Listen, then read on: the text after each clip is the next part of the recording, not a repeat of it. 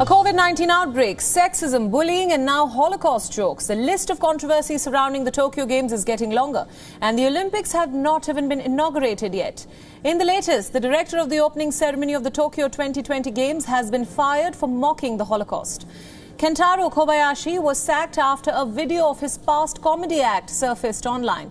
In the video, which was shot in the 1990s, Kobayashi made fun of the killing of millions of Jews by Nazi Germany. The president of the Tokyo Games, Seiko Hashimoto, said that the organizers will overcome all the difficulties to make the Olympics successful. Listen in.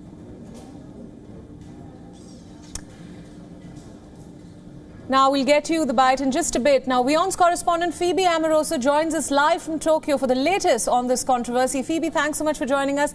Now we are just a day to go before the Olympics begin, and this is of course a huge development. The director of the opening ceremony of the Tokyo 2020 has been fired for mocking the Holocaust. Tell us more about this and what exactly led to it. Well, I mean, this is, again, bad news for the organisers who have faced scandal after scandal and embarrassment after embarrassment. Of course, Holocaust jokes is not something that they could tolerate. So the news came in overnight and we heard President Seiko Hashimoto, who's the president of the Tokyo Organising Committee, say that they decided to dismiss him.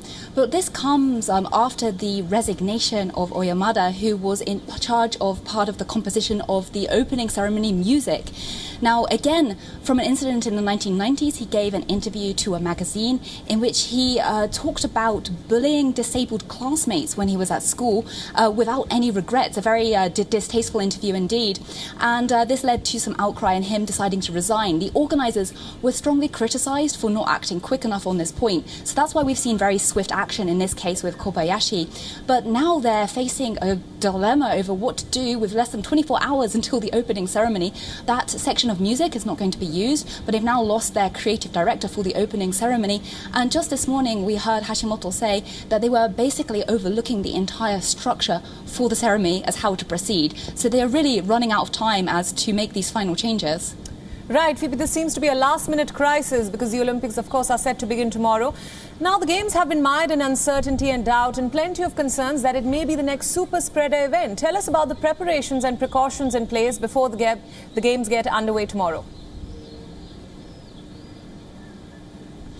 So the preparations, there are several playbooks, and these are lists of rules and regulations, and they govern what everybody can do according to their function. So there's one for the athletes and the officials, there's also one for the media. There are reports that the playbook rules are being flouted, and in fact, actually today, authorities said that they were getting stricter on overseas officials and press. If they're flouting the rules, they're looking to kind of either place them under watch or take away their accreditation.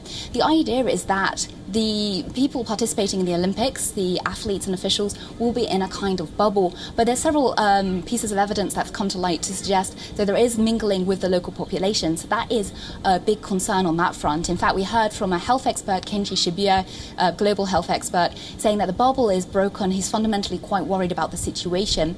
Now, these preparations for the opening ceremony, which will be held, but with much fewer numbers, less than 950 people are scheduled to attend, all of this news comes against the backdrop of today's COVID numbers in Tokyo, which have reached nearly 2,000. That's the highest level since mid-January.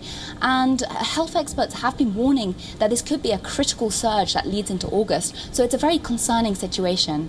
Right, Phoebe, thank you for all those inputs. We'll, of course, come back to you for more updates once the Games get underway. Thanks for joining us.